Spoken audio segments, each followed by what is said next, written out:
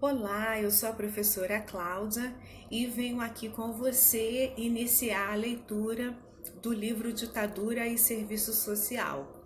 Nos propusemos a rever, esse livro, um livro clássico dentro do serviço social e que traz não apenas aquilo que é a fundamentação teórica metodológica do serviço social, mas o contexto socioeconômico, político, cultural que ensejou para que o serviço social pudesse viver essa renovação.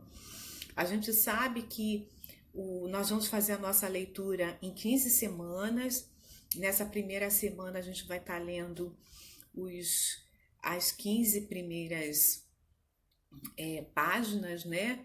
E nós vamos começar a perceber esse contexto socioeconômico e político que fez com que ali na trajetória do Brasil pudesse marcar as décadas de 60 e 70. O professor José Paulo Neto apresenta o livro, ela é fruto da sua tese de doutoramento, e ele vai construir ali as suas ideias a partir da teoria social de Marx, bem como dialogando, com seu grande mentor, Florestan Fernandes. E o professor José Paulo Neto, ele vai buscar, localizar a renovação do serviço social a partir dessas demandas que são postas socio-institucionalmente no nosso país, e que vai aí serem tecidas dentro do regime autocrático burguês, tá? Essa leitura do professor José Paulo Neto vai perceber, quais são as consequências que o golpe de 64 vai trazer para o país e para esse tecido social que vai ser ali desenhado no país. Uma coisa interessante que ele traz como dentro da sua análise é que ele não faz uma leitura apenas endógena, uma leitura dentro das características que ali conjunturalmente estavam postas dentro do cenário brasileiro. Ele vai fazer uma leitura a partir da própria reorganização da divisão internacional capitalista do trabalho, porque a gente está vivendo, um período de transformações. Obviamente a gente está falando do período pós Segunda Guerra, adentrando aí aquilo que vai ser essa reorganização mundial em termos daquilo que eram as bases capitalistas e também no tensionamento com o socialismo. E a gente sabe que os Estados Unidos vai redirecionar os seus investimentos, a sua incursão imperialista para os países do terceiro mundo. Havia ali uma leitura por parte do capital internacional dessa representatividade que as economias dos países de terceiro mundo impactavam e interessavam os Estados Unidos, primeiramente, frear todo tipo de incursão socialista que esses países poderiam sofrer. E nós sabíamos que, principalmente na América Latina, haviam muitos focos, aí de socialismo ao longo dos países. Havia, uma razão também, uma outra razão para os Estados Unidos redirecionar o seu investimento para os países do terceiro mundo, era manter aí essa reorganização da divisão econômica, onde eles se mantivessem como hegemônicos. E o José Paulo Neto vai apontar também como uma terceira razão é a própria consolidação sociopolítica, reafirmando a subordinação desses países de terceiro mundo. Então, a gente vai perceber que o que vai acontecer aqui internamente no nosso país, vai ter um reflexo essa incursão imperialista, porque obviamente a gente sabe daquilo que foi a abertura que o capital estrangeiro vai ter no nosso país, inicialmente né, nos anos 40, aí com o governo de Juscelino Kubitschek, mas que, né, não apenas nesse período onde a economia se caracterizava pelo padrão de substituição de importações, mas quando esse modelo começa a se exaurir na metade da década de 50 e o país começa a ter, né, uma forte industrialização, né, uma industrialização pesada, a gente começa também a perceber a presença desse capital estrangeiro. E esse capital, ele vai aí, né, ser uma dessas características, né? O José Paulo Neto aponta 3 fenômenos ali na página 18, né? A gente pode abrir aqui a página 18. Ele vai, olha aí, né, no segundo parágrafo, ele começa a dizer, em primeiro lugar, um traço econômico-social de extraordinárias implicações, o desenvolvimento capitalista operava-se sem desvencilhar-se de formas econômico-sociais que a experiência histórica tinha demonstrado que lhes eram adversas, né? Então aqui a gente vai perceber o professor José Paulo Neto trazendo uma leitura de que o país vive essa mudança de paradigma econômico sem ter feito, né, transformações estruturais para que essa mudança pudesse ser realmente a contento. E também, ainda nessa página 18, ele vai colocar que um fenômeno também que contribuiu aí para esse contexto sócio-histórico, político, ideológico, né, dentro do país, é a exclusão das forças populares dos processos de decisão política. Sempre foi uma tradição brasileira as decisões vindas de cima, e isso obviamente vai imprimir os seus contornos aí na trajetória brasileira. E em terceiro lugar, já na página 19, o professor José Paulo Neto vai falar daquilo que foi a dificuldade, né, de soerguimento, né, de emersão da sociedade civil dentro desse processo.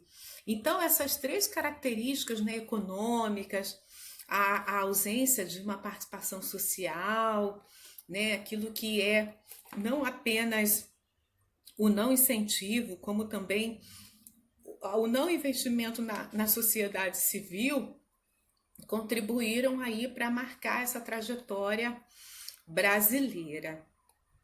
E a gente vai ter alguns períodos. O professor José Paulo Neto, né, ele vai falar do golpe que vai acontecer em 61, tá? A partir da crise econômica que o Estado, o capital privado nacional, a grande empresa transnacional vai começar a ter o seu modelo enfraquecido. Isso a gente vai ver.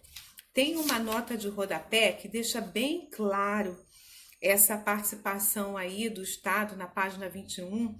A ação do Estado foi decisiva porque se mostrou capaz de investir maciçamente em infraestrutura e nas indústrias de base sob sua responsabilidade, o que estimulou o investimento privado, não só por lhe oferecer economias externas baratas, mas também por lhe gerar demanda.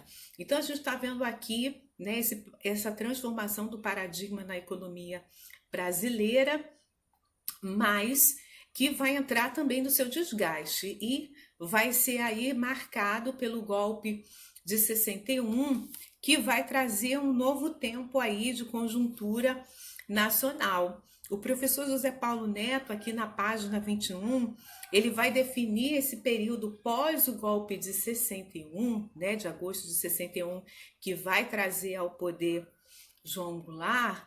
Ele vai dizer uma coisa assim bem interessante, né, que com Goulart à cabeça do executivo, espaços significativos do aparelho de Estado foram ocupados por protagonistas comprometidos com a massa do povo.